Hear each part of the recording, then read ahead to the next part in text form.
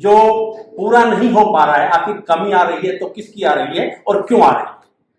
राजेंद्र सिंह जी, पिछले दिनों जब आपकी समिति इस मुद्दे पर संघर्ष कर रही थी तो उस समय दुष्यंत चौटाला जी का एक बयान आया था, और वो बयान आया था कि देश की आजादी के बाद किसी भी नई रेजिमेंट का गठन नहीं हुआ है। इसको लेकर के आप क्या कहेंगे? देखो साहब, ये सरासर भ्रम फैला रखा है। ये लोगों में एक इस तरह का हुआ खड़ा करा के आजादी के बाद कोई रेजिमेंट खड़ी नहीं हुई। जैसे कि राव साहब ने पहले बताया था कि पहले तो लोगों को सैन्य इतिहास के बारे में पता नहीं रहता। सैनिकों के जो कानून कायदे हैं, जो लॉ है, वो ऑफिसरों के बंद रहती है, अधिकारी कुछ उसको देखते, उसके अलावा वो बाहर निकलते नहीं है। मैं आपको बताता हूँ, आजादी के बाद नागा रेजिमेंट 1970 के अंदर खड़ी जी, वो क्षेत्र आधारित पलटन थी, और एक नागा एक कौम है, नागालैंड इलाके।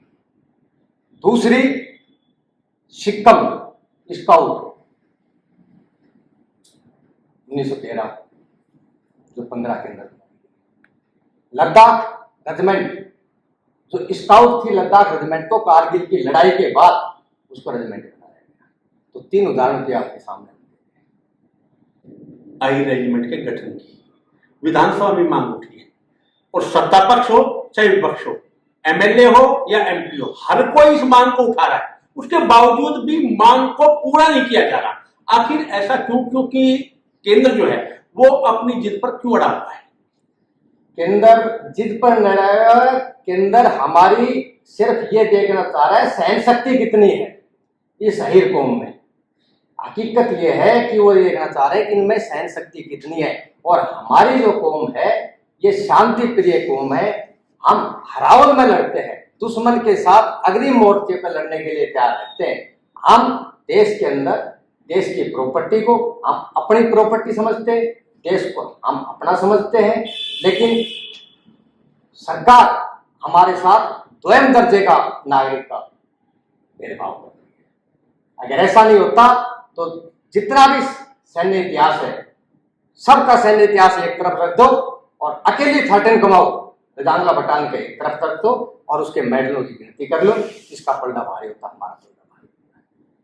1947 के अंदर जो 4 कमाऊ की पहली गई थी टुकड़ी अहीरों की, सिखों के साथ, अगर अहीर टुकड़ी नहीं जाती तो हमारे पास एयरपोर्ट नहीं होता, हमारी आर्मी वहां उतर नहीं सकती। 1962 के अंदर, जैसा कि अभी राव साहब ने बताया था, 62 के अंदर 13 कमाऊ की अहीर टुकड़ी थी जिसने कश्मीर के अंदर को इसको चाइना को आने से रोक दिया।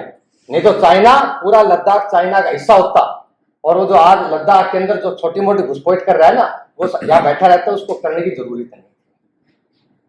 उसके बाद अगर हम कारगिल की लड़ाई का जिक्र करते हैं, कारगिल की लड़ाई में भी साहब हमारी अहीरों की टुकड़ी ने 3 तोप ली थी, लेकिन उसका नाम नहीं है। मैं आपको नाम भी बता देता हूं, 5810, 5880 और 5685 3 तोप तुर्तुक सेक्टर की अहीर कंपनियों ने दी, लेकिन उस समय भी कहीं अहीर बटालियन का नाम नहीं आया।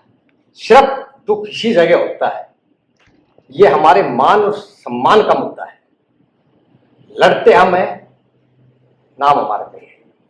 ये अब तो बात भी आने लगी है कि अहीर रेजिमेंट बने या अन्य भी रेजिमेंट समाप्त हो, जबकि 36 बिरादरी आपके साथ खड़ी है। ऐसा साहब देखो, अगर दूसरे की रेजिमेंट है तो हमें भी रेजिमेंट चाहिए। अगर दूसरी कौम सबको बोलते हैं पूरी इंडियन आर्मी कर दो, हिंदुस्तान आर्मी, हम तैयार हैं। हमारे लड़के कंपटीशन लड़ेंगे, दौड़ लगाएंगे और उसमें हिस्सा लेंगे। बताते हैं कि अहीरवाल क्षेत्र का कोई भी ऐसा गांव नहीं है जहां के सैन्य की कोई सूर्य गाथा ना रही हो। कोई ऐसा किस्सा आपकी नॉलेज में है जिस गांव 1962 के अंदर जब लड़ाई हुई थी ना, लुवाना धुवाना के 2 सगे भाई संग्राम सिंह और उसका जीजा एक ही युद्ध के मोर्चे में मारे गए। संग्राम सिंह को ये बोले संग्राम सिंह तेरा भाई खत्म हो गया। संग्राम सिंह मोर्चे से कूद पड़ा, बोला संग्राम सिंह तेरा जीजा भी खत्म हो गया। संग्राम सिंह ने पकड़ करके पैर और पत्थरों से मार पकड़ के चाइनीजों को मार दिया था, उसका किस्सा आज भी है। डफोरा गांव के सगे चाचा भतीजा खत्म हुए एक ही मोर्चे पे। नहीं तो आप ये अंदाजा लगा लो, जब इस प्रकार के हालात, ये लड़ाई में नॉर्मल लड़ाई हो जाती तो हर आदमी बोलता है अपने परिवार के किसी बच्चे को चुपचाप भाग जा पीछे, और उनके पास मौका था। लेकिन डेरा कुमाऊं के पास मौका था पीछे हटने के लिए, आदेश थे, लेकिन वो बोले नहीं, एक घर के तीन सगे भाई और जीजा खत्म हो जाए, फिर उसके बाद वो बंदा आगे बढ़ के कूद के उनको मारता बदला लेने के लिए। और मैं आपको कुपवाड़ा की बात बताता हूँ। कुपवाड़ा में जब उग्रवाद था उस समय, हम अभी 2 दिन के बाद झलूरा डे मना रहे हैं। 1995 में अशोक चक्र मिला था सूबेदार सज्जन सिंह साहब को। सज्जन सिंह साहब झलूरा गांव के पहाड़ी के ऊपर सर्च ऑपरेशन के दौरान एक नाले से निकल गया था, उग्रवादियों के बीच के अंदर फंस गया। 3 मैगजीन भरे हुए थे, जब तक उसके तीनों मैगजीन खत्म नहीं हो गए सज्जन सिंह साहब उससे लड़ता रहा। लास्ट के अंदर उसके तीनों मैगजीन खत्म हुए और उसने वहां पर 4 उग्रवादियों को खत्म किया अकेले, किसी दूसरे की मदद नहीं। और उसी दिन एक सतवीर जमालपुर का पतला सा लड़का, 50 किलो वजन, उसकी राइफल ने मिस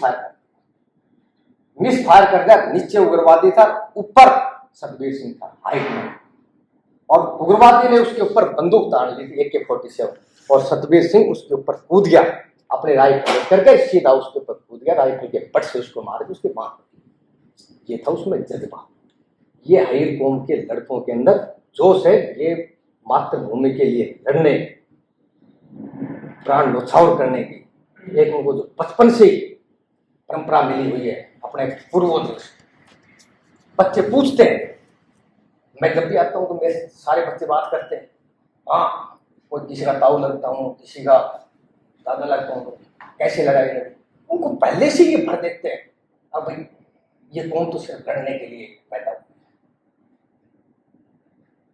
इतना सब कुछ होने के बावजूद भी आपने अपनी तरफ से, आपकी संघर्ष समिति ने एक तरह से शांति बनाए रखने की पूरी कोशिश की है, सरकार को हर तरह से चेताने की भी कोशिश की है। लेकिन अब अंतिम सवाल मेरा ये है कि अब सरकार को क्या संदेश देना चाहते हैं आपकी समिति, आपके देखो, सरकार को तो हम यही कहना चाहते हैं, देखो ये जो हमारी कौम है, ये हमारा मान सम्मान का मुद्दा है, हमारे को हमारा हक मिलना चाहिए।